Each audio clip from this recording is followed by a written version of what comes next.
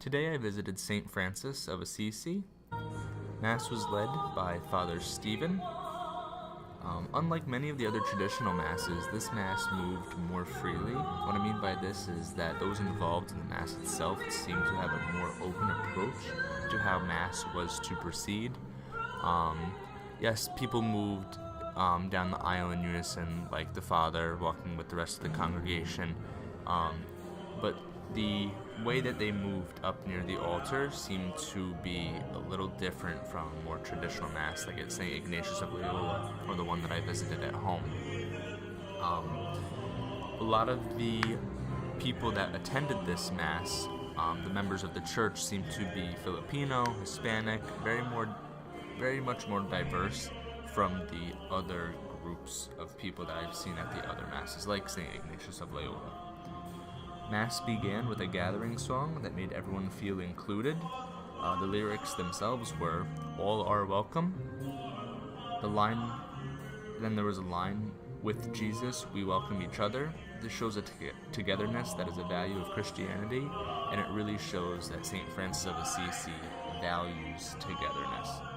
In the last picture on this video, you will see the actual sign that hangs outside, and it says, "All are welcome." Following this part of the Mass was Glory to God in the highest. What was interesting about this point in the Mass is this is where regular members of the church joined in and sang. In the beginning, they didn't really join in as much. It was kind of scattered here and there who was singing. But when they sang Glory to God in the highest, the whole church came together and was a part of it.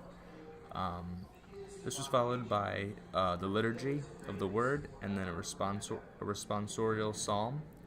After a second reading came the gospel. Interesting enough, at this point I noticed a few families joined hands, which I had never seen before at church. I don't know if it was because of the gospel or if it was because of what was coming next, which was the preparation of the gifts, which was accompanied by a song, "Love Beyond All Telling." I don't know if the families joining hands meant that they were becoming unified before the preparation of the gifts, or if it had something to do with the gospel. Just like in other masses, the song "Holy, Holy, Holy" was played and sung. As we discussed in class, the song is extremely important to Mass, which explains why no matter which church you go to, this song will always exist. Out of the 3 field studies that I've done so far, it's come across in every single one. And in the past, before this class, when I used to go to other masses at other churches, this would always come up as well. After a few other songs, the communion song was played and communion took place. People offered each other the sign of peace. Following this was the closing song. The music in this church was very different from churches like St. Ignatius of Loyola. Everything was a little more upbeat, a little more soulful. People seemed to be very engaged and moving around, very happy. It was much less traditional from most other masses that I had attended.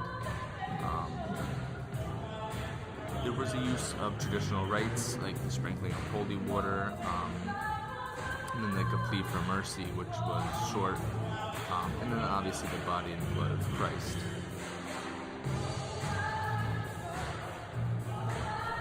Although this Mass wasn't my favorite Mass, my favorite being St. Ignatius of Loyola, just due to the sheer beauty of the church, I did find this Mass the most interesting so far due to the diversity of the people that attended. A lot more children and families come together for this Mass. A very diverse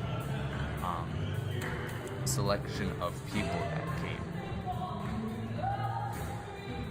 This shows that different masses and different churches even have different communities of people that come together and they worship differently from people who went to the St. Ignatius of Loyola Church or Corpus Christi or other churches that people have in their hometowns.